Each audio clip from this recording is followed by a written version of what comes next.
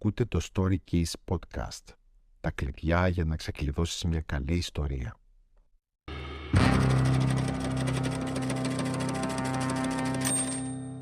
Καλώς ήρθες στο Story Keys, εκεί όπου ανοίγουμε τις ιστορίες με κλειδί, όχι με λωστό. Εκτός αν η πόρτα βρίσκεται στον τρίτο όροφο του Hogwarts, πίσω της ακούγεται γρίλισμα και κάποιος θεώρησε απολύτως λογικό να φυλάει ένα επικίνδυνο μυστικό μέσα σε σχολείο γεμάτο παιδιά. Σήμερα θα αφήσουμε λίγο τα σύμβολα, όχι επειδή τελειώσαμε μαζί τους. Απλώς δεν θέλω να σε κουράζω με 15 επεισόδια πάνω στην ίδια θεματική. Θα αρχίσουμε να ανοίγουμε γνωστές ιστορίες και να κοιτάζουμε τι υπάρχει κάτω από την επιφάνειά τους.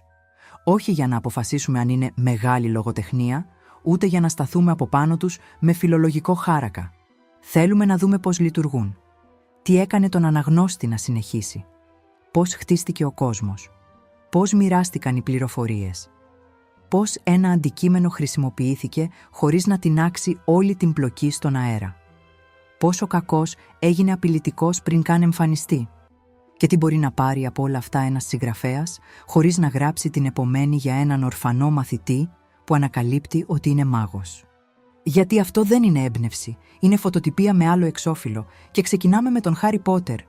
Όχι επειδή είναι τέλειος, ούτε επειδή πρέπει να αρέσει σε όλους, αλλά επειδή προσφέρει ένα πολύ καλό παράδειγμα ιστορίας που πήρε τεράστιο όγκο υλικού, μαγεία, σχολείο, μυστήριο, φιλία, πολιτική, προφητείες, ταξίδι στον χρόνο, θάνατο και κατάφερε για μεγάλο μέρος της διαδρομής να το κάνει προσιτό. Ας ξεκινήσουμε από το πρώτο τεχνικό κόλπο. Ο μαγικός κόσμος δεν βρίσκεται μακριά. Η ιστορία δεν μας στέλνει σε έναν πλανήτη στην άλλη άκρη του σύμπαντος. Δεν ανοίγει με χάρτη που έχει 19 βασίλεια, 5 θάλασσες και ονόματα που ακούγονται σαν να έπεσε η γάτα πάνω στο πληκτρολόγιο. Η μαγεία κρύβεται δίπλα στον κόσμο μας. Υπάρχει πίσω από έναν τοίχο, ανάμεσα σε 2 αποβάθρες, μέσα σε ένα κατάστημα, σε έναν δρόμο που οι περισσότεροι άνθρωποι δεν ξέρουν να δουν. Το King's Cross είναι πραγματικός, γνώριμος χώρος. Το τρένο είναι γνώριμο μέσο. Η αποστολή ενός παιδιού σε οικοτροφείο είναι γνώριμη κατάσταση. Η συγγραφέας δεν ζητά από τον αναγνώστη να εγκαταλείψει αμέσως όλα όσα ξέρει. Του δίνει μία σταθερή επιφάνεια και ύστερα ανοίγει πάνω της μία χαραμάδα. Είναι πολύ διαφορετικό να πεις «Υπάρχει ένας εντελώς άγνωστος κόσμος και τώρα θα σου εξηγήσω τους νόμους του». Και άλλο να πεις «Ξέρεις αυτόν τον σταθμό, ίσως δεν έχεις δει ολόκληρο τον σταθμό». Στη δεύτερη περίπτωση, η φαντασία μπαίνει μέσα στην καθημερινότητα. Και ξαφνικά ο αναγνώστης κοιτάζει διαφορετικά τον δικό του κόσμο. Μπορεί να υπάρχει κρυφή πλατφόρμα. Μπορεί ένα παλιό κατάστημα να μην είναι αυτό που φαίνεται. Μπορεί το βαρετό σπίτι στη γωνία να κρύβει έναν άνθρωπο που περνά τα βράδια του μεταμορφώνοντας καρέκλες σε γάτες. Άβολο για τις γάτες, αλλά εξαιρετικό για τη φαντασία. Αυτό είναι πολύ χρήσιμο για τον συγγραφέα. Δεν χρειάζεται πάντα να εφεύρεις έναν κόσμο από το μηδέν. Μπορείς να πάρεις τον δικό μας και να του προσθέσεις ένα κρυφό επίπεδο, να βάλεις το παράξενο μέσα στο γνώριμο. Όσο πιο καθημερινή είναι η βάση, τόσο πιο έντονα φαίνεται η ρογμή. Ένα φάντασμα μέσα σε στοιχειωμένο κάστρο είναι αναμενόμενο. Ένα φάντασμα στο πίσω κάθισμα του λεωφορείου των 7 δημιουργεί άλλο πρόβλημα, ειδικά αν κρατάει εισιτήριο. Η σειρά χρησιμοποιεί ακριβώς αυτή την αντίθεση. Από τη μία έχουμε το Private Drive, καθαρό, τακτοποιημένο, απολύτως φυσιολογικό και τόσο καταπιεστικό, ώστε ακόμα και οι θάμνοι μοιάζουν να έχουν υπογράψει συμφωνία να μην ξεχωρίζουν. Από την άλλη, έχουμε τον μαγικό κόσμο, άτακτο, πολύχρωμο, παράξενο, γεμάτο κίνηση. Η μετάβαση δεν είναι απλώς αλλαγή σκηνικού, είναι αλλαγή δυνατότητας. Ο Χάρι αφήνει έναν κόσμο που του λέει «Μην είσαι διαφορετικός» και μπαίνει σε έναν κόσμο όπου το διαφορετικό είναι το εισιτήριο εισόδου. Και όλο αυτό παρουσιάζεται μέσα από τα μάτια κάποιου που δεν ξέρει τίποτα. Ο πρωταγωνιστής είναι ο ξεναγός του αναγνώστη. Αυτό είναι το επόμενο πολύ έξυπνο στοιχείο. Ο Χάρι μεγάλωσε μακριά από τον μαγικό κόσμο. Άρα δεν γνωρίζει τους κανόνες, την ιστορία, τα αντικείμενα, τις συνήθειες ή τις κοινωνικές διαφορές του. Που σημαίνει ότι μπορεί να ρωτά. Και κάθε φορά που ρωτά εκείνος, μαθαίνουμε κι εμείς. Δεν χρειάζεται να σταματάει η αφήγηση και να ακούγεται μία φωνή. Πριν συνεχίσουμε, ακολουθούν 47 πληροφορίες για την ιστορία της μαγικής τραπεζικής. Ο Χάρι μπαίνει στην Gringotts και τη βλέπει πρώτη φορά. Επισκέπτεται το Diagon Alley πρώτη φορά. Ανεβαίνει στο τρένο πρώτη φορά. Βλέπει το Hogwarts πρώτη φορά. Η απορία του είναι φυσική, άρα και η εξήγηση δεν μοιάζει με υποχρεωτικό σεμινάριο πριν από την περιπέτεια. Αυτό είναι πολύ χρήσιμο όταν γράφεις φαντασία, επιστημονική φαντασία ή οποιαδήποτε ιστορία έχει ιδιαίτερο κόσμο. Ο αναγνώστης χρειάζεται έναν τρόπο να μάθει, αλλά δεν θέλει να νιώσει ότι του έδωσαν το εγχειρίδιο της ηλεκτρικής κουζίνας. Ένας χαρακτήρας που μπαίνει για πρώτη φορά σε έναν χώρο μπορεί να κάνει τις σωστές ερωτήσεις, μπορεί να παρεξηγήσει πράγματα, μπορεί να θαυμάσει όσα οι υπόλοιποι θεωρούν φυσιολογικά. Και εδώ υπάρχει μια ωραία αντίθεση με τον Ρον. Για τον Χάρι όλα είναι θαυμαστά. Για τον Ρον πολλά είναι καθημερινά. Ο ένας κοιτάζει μια κινούμενη φωτογραφία σαν να άνοιξε το σύμπαν. Ο άλλος περίπου του λέει «Ναι, εντάξει, φωτογραφία είναι. Τι έπαθες?» Έτσι ο κόσμος δεν παρουσιάζεται μόνο μέσα από εξηγήσεις. Παρουσιάζεται μέσα από διαφορετικές αντιδράσεις. Ο χαρακτήρας που ξέρει και ο χαρακτήρας που δεν ξέρει δημιουργούν μαζί φυσικό διάλογο. Αρκεί βέβαια ο πρώτος να μην αρχίσει να μιλά επί 6 σελίδες σαν ξεναγός που πληρώνεται με τη λέξη. Η σχολική χρονιά οργανώνει την πλοκή. Ένα από τα μεγαλύτερα πλεονεκτήματα της σειράς είναι ότι έχει έτοιμο χρονικό σκελετό. Κάθε βιβλίο ακολουθεί περίπου μία σχολική χρονιά. Υπάρχει επιστροφή στο Hogwarts, έναρξη μαθημάτων, νέοι καθηγητές, νέες σχέσεις, γιορτές, αγώνες, διακοπές, εξετάσεις και τελική κορύφωση. Η ίδια η ζωή του σχολείου οργανώνει τον χρόνο. Ο αναγνώστης ξέρει ασυνείδητα που βρίσκεται. Όταν φτάνουν τα Χριστούγεννα, έχει περάσει ένα σημαντικό μέρος της χρονιάς. Όταν πλησιάζουν οι εξετάσεις, πλησιάζει και η σύγκρουση. Στο Hogwarts, βέβαια, η εξεταστική περίοδος περιλαμβάνει συνήθως και έναν δολοφόνο, ένα τέρας ή έναν σκοτεινό μάγο, για να μην βαριούνται τα παιδιά με απλές εργασίες. Αυτή η δομή δίνει ρυθμό. Δεν έχουμε μια ατελείωτη σειρά γεγονότων που συμβαίνουν κάποια στιγμή. Υπάρχουν εποχές, επιστροφές, τελετουργίες και συγκεκριμένα σημεία στο χρόνο. Κάθε βιβλίο έχει και το δικό του μυστήριο. Δεν παρακολουθούμε απλώς έναν μαθητή να πηγαίνει στα μαθήματα, να τρώει, να κοιμάται και να παραπονιέται για τις εργασίες του. Αυτό το ζούμε και μόνοι μας. Δεν χρειάζεται να αγοράσουμε 7 βιβλία. Κάτι διαταράσσει τη χρονιά. Ένα αντικείμενο, μία απειλή, ένας κρατούμενος, ένα τουρνουά, ένα κρυφό δωμάτιο, μία σειρά επιθέσεων. Η σχολική χρονιά είναι το σταθερό δοχείο. Το μυστήριο είναι το υλικό που αλλάζει κάθε φορά. Αυτό επιτρέπει στη σειρά να είναι ταυτόχρονα οικία και νέα. Επιστρέφουμε στο ίδιο σχολείο, αλλά δεν διαβάζουμε ακριβώς την ίδια ιστορία. Ξέρουμε τη διαδρομή προς τη μεγάλη αίθουσα, όχι όμως τι κυκλοφορεί φέτος στους διαδρόμους. Και αυτό είναι πολύ σημαντικό για μία σειρά. Ο αναγνώστης θέλει επιστροφή, αλλά όχι επανάληψη. Θέλει να ξαναδεί τους γνώριμους χώρους και τους χαρακτήρες, αλλά να βρει νέο κίνδυνο, νέα πληροφορία και διαφορετική συναισθηματική πίεση.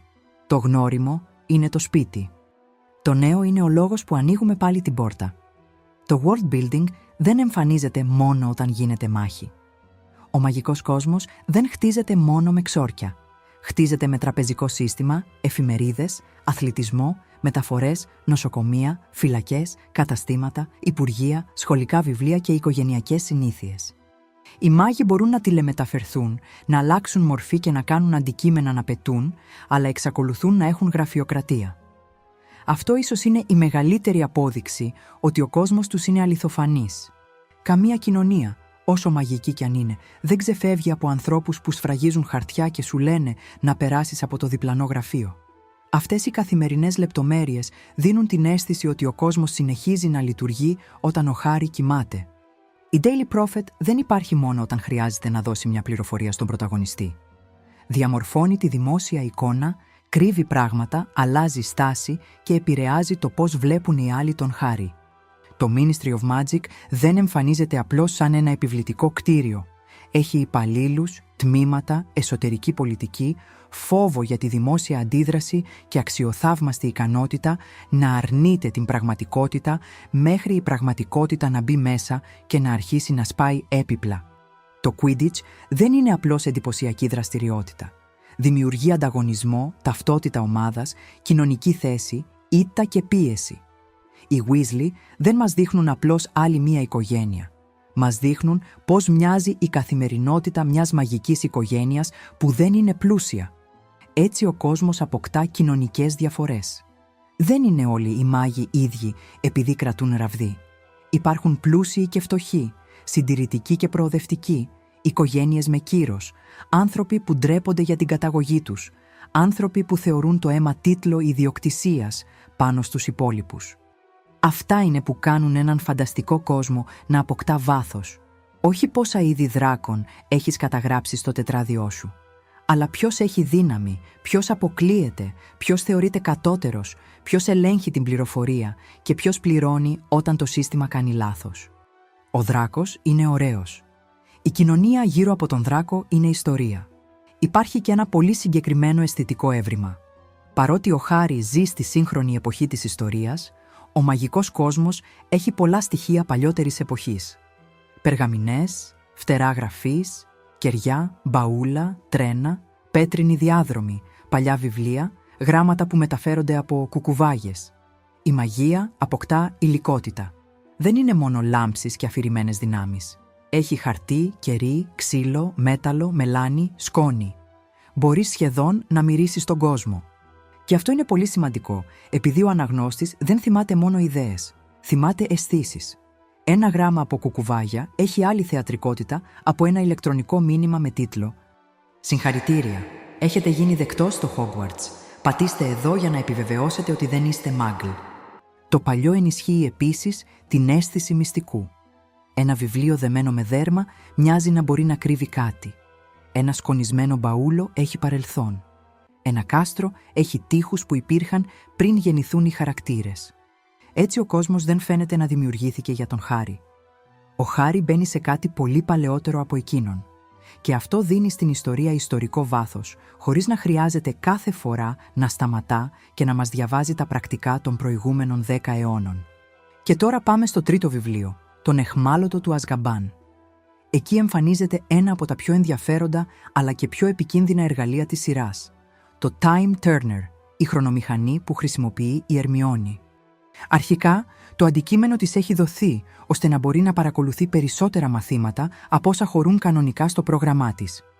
Γιατί, όταν ένας φυσιολογικός άνθρωπος βλέπει κενό στο πρόγραμμά του, σκέφτεται να ξεκουραστεί. Η Ερμιόνη βλέπει κενό και σκέφτεται ότι χωράει άλλο ένα μάθημα. Κάπου εκεί καταλαβαίνεις ότι ο πραγματικός τρόμος της σειράς δεν είναι οι Dementors, είναι το πρόγραμμα της Ερμιόνης.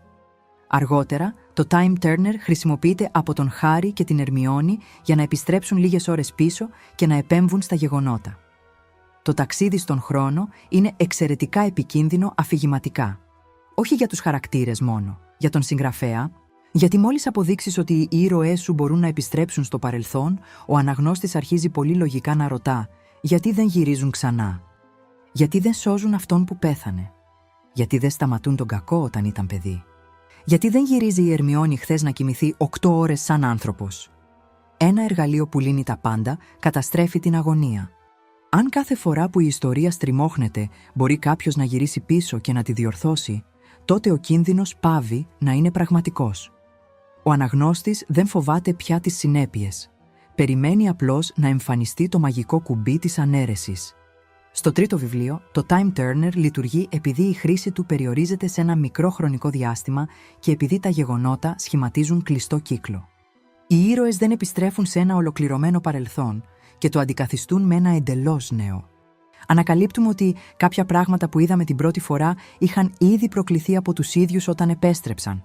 Ο Χάρι είχε ήδη δει τον Πατρόνους που αργότερα θα δημιουργούσε ο ίδιος. Οι πέτρες, οι ήχοι και οι παρεμβάσεις δεν έρχονται από μια καινούρια εκδοχή του χρόνου. Υπήρχαν ήδη στην πρώτη αφήγηση, αλλά δεν γνωρίζαμε την προέλευσή τους. Αυτό δημιουργεί αναδρομική ικανοποίηση. Όταν βλέπουμε τα γεγονότα δεύτερη φορά, οι ίδιες σκηνές αποκτούν άλλο νόημα.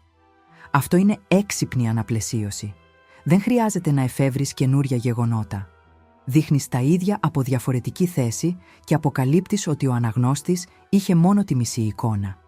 Πρόσεξε όμως κάτι σημαντικό. Ακόμα και η ίδια η δημιουργός έχει αναγνωρίσει ότι το ταξίδι στον χρόνο άνοιξε σοβαρά προβλήματα για τον κόσμο της ιστορίας και γι' αυτό το εργαλείο περιορίστηκε αργότερα δραστικά. Και εδώ βρίσκεται το χρήσιμο για τον συγγραφέα. Πριν βάλεις ένα μαγικό εργαλείο στην ιστορία, μην κοιτάς μόνο τι ωραία σκηνή θα σου προσφέρει σήμερα. Κοίτα τι προβλήματα θα σου δημιουργήσει αύριο. Ένα αντικείμενο που επιτρέπει τηλεμεταφορά, ανάσταση, ανάγνωση σκέψεων ή ταξίδι στον χρόνο αλλάζει ολόκληρη τη λογική του κόσμου. Αν μπορείς να αναστήσεις ανθρώπους, ο θάνατος δεν λειτουργεί όπως πριν. Αν μπορείς να διαβάζεις σκέψεις, τα μυστικά χρειάζονται άλλη προστασία. Αν μπορείς να γυρίζεις πίσω, κάθε προηγούμενη τραγωδία μετατρέπεται σε ερώτηση. Η μαγεία δεν χρειάζεται μόνο δυνατότητες, χρειάζεται όρια. Και τα όρια δεν υπάρχουν για να χαλάσουν τη διασκέδαση, υπάρχουν για να διατηρήσουν την ιστορία. Χωρίς όρια, ο ήρωας δεν λύνει προβλήματα, ο συγγραφέας τα εξαφανίζει. Ας περάσουμε τώρα στον βασικό αντίπαλο. Η σειρά δεν ξεκινά δείχνοντάς μας τον Voldemort να κάνει μια μεγάλη είσοδο, να ανοίγει τα χέρια και να εξηγεί το σχέδιό του με κεραυνούς πίσω του. Στην αρχή υπάρχει κυρίως ως απουσία. Έχει εξαφανιστεί, αλλά ο φόβος του έχει μείνει. Οι μάγοι αποφεύγουν ακόμα και να πούν το όνομά του. Τον αποκαλούν «You know who» ή «He who must not be named». Αυτό είναι εξαιρετική δημιουργία απειλής μέσω αντίδρασης. Πριν γνωρίσουμε τον κακό, βλέπουμε τι έχει κάνει στους άλλους. Ένας άνθρωπος σταματά να μιλά. Ένας άλλος χαμηλώνει τη φωνή. Κάποιος κοιτάζει γύρω του. Το όνομα λειτουργεί σαν να μπορεί να καλέσει κάτι. Δεν χρειαζόμαστε ακόμα σκηνή βίας. Η κοινωνία ολόκληρη είναι η απόδειξη. Φαντάσου να πηγαίνεις σε οικογενειακό τραπέζι, να ρωτάς αθώα «Η θεία Ευτέρπη δεν θα έρθει» και ξαφνικά να σταματούν τα πυρούνια, να σβήνει το χαμόγελο του θείου και η γιαγιά να λέει «Δεν μιλάμε για την Ευτέρπη όταν έχει πανσέλινο». Δεν έχεις δει τη θεία Ευτέρπη, αλλά πλέον θέλεις και δεν θέλεις να τη δεις ταυτόχρονα. Έτσι δουλεύει η προσμονή. Ο φόβος που δείχνουν οι άλλοι μεγαλώνει τον χαρακτήρα πριν εμφανιστεί. Και όταν τελικά εμφανίζεται, δεν είναι άγνωστος. Έχει ήδη καταλάβει χώρο μέσα στο μυαλό του αναγνώστη. Αυτό είναι πολύ χρήσιμο, ειδικά στον τρόμο, στο αστυνομικό και στο θρίλερ. Μην παρουσιάζεις πάντα αμέσως την απειλή. Δείξε το αποτύπωμά της. Ένα άδειο σπίτι, μια γειτονιά που κλείνει τα παράθυρα. Ένα όνομα που λείπει από τις φωτογραφίες. Έναν αστυνομικό που αρνείται να ανοίξει έναν παλιό φάκελο. Μερικές φορές, ο άνθρωπος που φοβούνται όλοι είναι πιο μεγάλος όσο μένει έξω από τη σκηνή. Μόλις μπει και αρχίσει να μιλάει, υπάρχει πάντα ο κίνδυνος να αποδειχθεί απλώς ένας τύπος με κάπα και πρόβλημα θυμού. Η προφητεία δεν δημιουργεί μόνη της τον ήρωα. Η σειρά χρησιμοποιεί επίσης ένα πολύ γνωστό εργαλείο της φαντασίας, την προφητεία. Και η προφητεία είναι άλλο ένα συγγραφικό εργαλείο που μπορεί πολύ εύκολα να γίνει τεμπέλικο. Ο ήρωας θα σώσει τον κόσμο επειδή το είπε μια γριά γυναίκα σε ένα σύννεφο καπνού. Ωραία. Γιατί? Επειδή είναι ο εκλεκτός. Και γιατί είναι ο εκλεκτός? Επειδή το είπε η προφητεία. Αν συνεχίσουμε έτσι, θα περάσουμε όλο το βιβλίο κυνηγώντας κυκλικά την ίδια απάντηση σαν σκύλος που είδε την ουρά του και αποφάσισε ότι σήμερα θα λύσει το μυστήριο. Στον Χάρι Πότερ όμως, η προφητεία αποκτά πραγματική δύναμη επειδή ο Voldemort αντιδρά σε αυτήν. Η τρελώνη κάνει την προφητεία.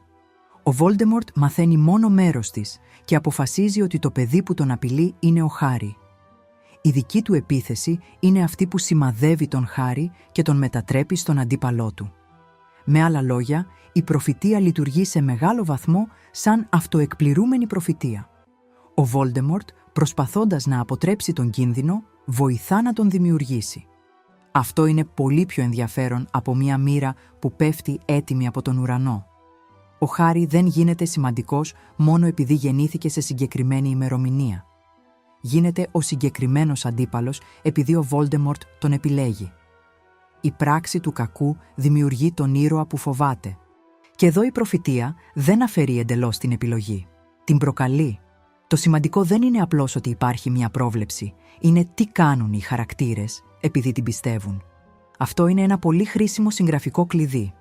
Αν παρατηρήσεις τη σειρά, τα καλύτερα στοιχεία της δεν υπάρχουν μόνο για έναν λόγο. Το Hogwarts είναι σχολείο, σπίτι, πεδίο μυστηρίου και σύμβολο του κόσμου που ο Χάρι θέλει να προστατεύσει. Η Ερμιόνη είναι φίλη, πηγή γνώσης, αντίβαρο στην παρόρμηση των αγοριών και χαρακτήρας, με δική της σύγκρουση ανάμεσα στους κανόνες και σε αυτό που θεωρεί σωστό. Το Time Turner δεν είναι απλώς μαγικό κόσμημα. Εξηγεί το υπερφορτωμένο πρόγραμμά της, δημιουργεί απορίες μέσα στο βιβλίο και γίνεται η μηχανή της τελικής ανατροπής. Η προφητεία συνδέει το παρελθόν, τον Voldemort, τον Χάρι, τους γονείς του και την τελική σύγκρουση.